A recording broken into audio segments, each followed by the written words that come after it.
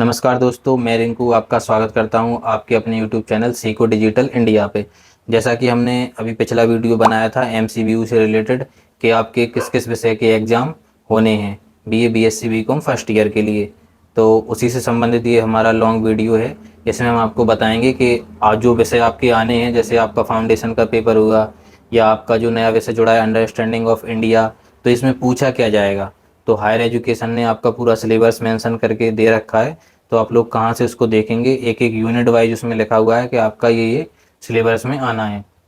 उसको देख के आप लोग अच्छे से अपने पेपर की तैयारी कर सकते हैं। जो भी आपके यूनिट में सिलेबस लिखा है, सिर्फ उसी विषय का नहीं, आप जितने आपके विषय हैं सभी विषय का आप लोग सिलेबस देख के सिलेबस के अकॉर्डिंग अपनी पेपर की तैयारी अच्छे से कर सकते हैं।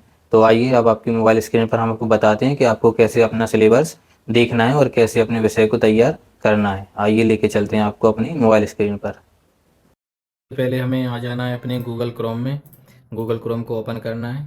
यहाँ हमें टाइप करना है हायर एजुकेशन एमपी सिलेबस। ये इस तरह हम टाइप करेंगे। जो पहली लिंक हमें दिखाई दे रही है डाउनलोड सिलेबस की, हमें इस पर क्लिक करना है।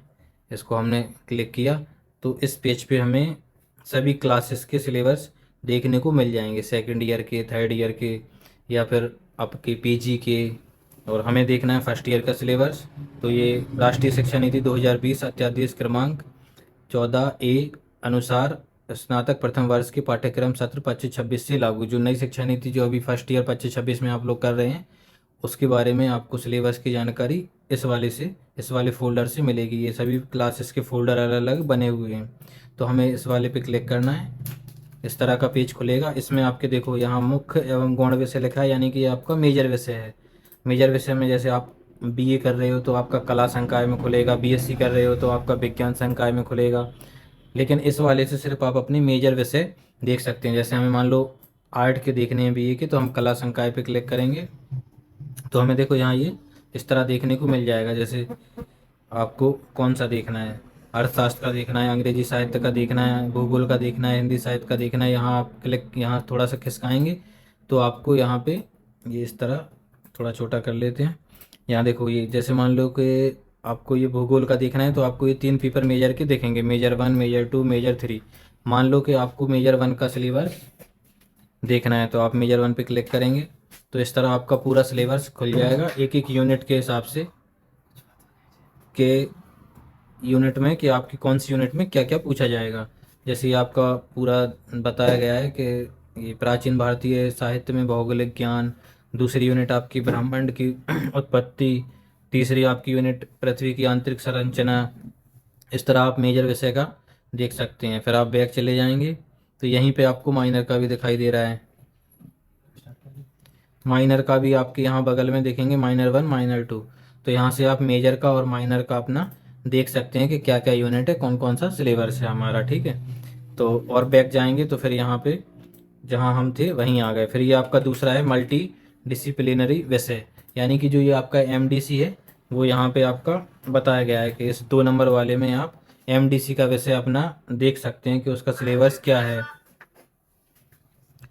यहाँ पे जैसे मान लो कि हमें देखना है कि मान लो एमडीसी में हमारा हिस्ट्री है या हमारा एनएसएस है, तो हमें इन कैटेगरी में से अलग तरीके से क्लिक करना है। जैसे हमारा सामाजिक विज्ञान वाली कैटेगरी में हमें हमारे आर्ट वाले विषय मिल जाएंगे, जैसे इतिहास है, अर्थशास्त्र, भूगोल है, संगीत है, राजनीति है, समाजशास्त्र है, सामाजिक कार्य है, सोशल वर्क अभी बहुत बच्चों ने लिया है तो सोशल वर्क का क्या सिलेबस है। तो यहाँ पीडीएफ पे क्लिक करेंगे जैसे इस तरह, तो आपका ये सोशल वर्क का सिलेबस खुल जाएगा कि कितने नंबर का आना है, उसमें क्या क्या पूछा जाएगा, यूनिट में कौन कौन से टॉपिक हैं। जैसे ये पहली यूनिट है समाज कार्य का वैचारिक परिप्रेक्ष्य एवं भारतीय ज्ञान परंपरा। तो इसमें से क्या हमें पढ़ना है। अब पढ़ने का सबसे आसान तरीका ये है, जैसे आपको पहला वाला है समाज कार्य का भारतीय दर्शन, तो आप सिर्फ इसे ही पढ़ें, चैट जीपीटी पे या गूगल पे सर्च करके इस कंटेंट को पढ़ लें। सोशल वर्क जैसे मान लो बहुत बड़ा टॉपिक है, अब इतना सब नहीं पढ़ना है आपको, सिर्फ वही पढ़ना है जो आपके एग्जाम में आना है। तो हमें देखना कैसे, वो हम आपको बता रहे हैं कि कैसे हमें देखना है कि एग्जाम में क्या आना है। तो ये आपका एमडीसी यहाँ से कंप्लीट कर लोगे आप लोग कि एमडीसी का कौन सा हमारा पेपर है, किस में आना है। फिर आपका आता है ये तीसरा है कौशल संवर्धन पाठ्यक्रम। इसको आप क्लिक करेंगे तो आप इसमें जो और विषय हैं वो आपको देखने को मिल जाएंगे। ये वोकेशनल का है आपका, व्यावसायिक का जो एसईसी करके आपका मेंशन है आपके उसमें टाइम टेबल में, वो यही वाला है पाठ्यक्रम, व्यावसायिक पाठ्यक्रम। यहाँ आप देख सकते हैं, जैसे मान लो ये 17 नंबर पे जैविक खेती है, तो जैविक खेती में आपका कौन कौन सा पूछा जाएगा, सिलेबस क्या क्या है। तो आप जैविक खेती पे क्लिक करेंगे, आपका जैविक खेती का सिलेबस ओपन हो जाएगा। इसको आप लोग अच्छे से पढ़ लें कि जैविक खेती में पूछा क्या क्या जाना है, किस किस टॉपिक से हमें कितना पढ़ना है। और बस इन्हीं टॉपिकों को आप गूगल पे सर्च करके थोड़ा सा पढ़ लें। और ज़्यादा डीप पढ़ना है, आप चैट जीपीटी से और भी एआई टूल है उनसे आप आसानी से पढ़ सकते हैं। ये हो गई आपकी वोकेशनल वाले पेपर की बात। फिर आता है आपका योग्यता संवर्धन पाठ्यक्रम एईसी। एईसी का मतलब जो आपके फाउंडेशन वाले पेपर हैं इसमें वो कवर होंगे। जैसे आपका हिंदी हमने बताया था फाउंडेशन का है, आपका अंग्रेजी भाषा फाउंडेशन का है, साथ ही वीएसी जो अभी नया सब्जेक्ट जुड़ा है, बहुत इंपॉर्टेंट है ये, अंडरस्टैंडिंग इंडिया, वो वीएसी की कैटेगरी में आता है। तो यहाँ से जैसे हम फाउंडेशन का हिंदी भाषा देख सकते हैं कि हमें किस तरह कौन सी इकाई से क्या पढ़ना है। जैसे इकाई 1 में ये टॉपिक पढ़ने हैं, इकाई 2 में ये टॉपिक पढ़ने हैं, इकाई 3 में ये टॉपिक पढ़ने हैं। तो इस तरह हम पूरा अपना अच्छे से रीड कर सकते हैं कि हमें आखिरकार पढ़ना क्या है, सही वे में हमें कैसे अपने पेपर की तैयारी करनी है। तो लास्ट में आपका आता है बहुत महत्वपूर्ण जो अभी नया जुड़ा है, वीएसी अंडरस्टैंडिंग इंडिया। ये भी आपका पाठ्य इसकी तरह फाउंडेशन की तरह ही है। ये पेपर सभी लोगों को देना है।